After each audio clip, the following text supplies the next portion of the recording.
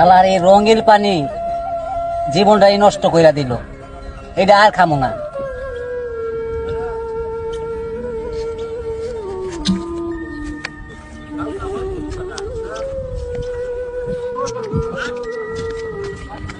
এ ভাই, আজকেও রঙিল পানি খাইছেন?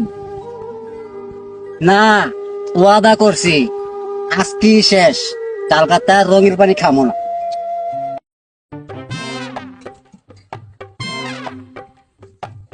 আরে বাবু ভাই, আপনার কি অবস্থা?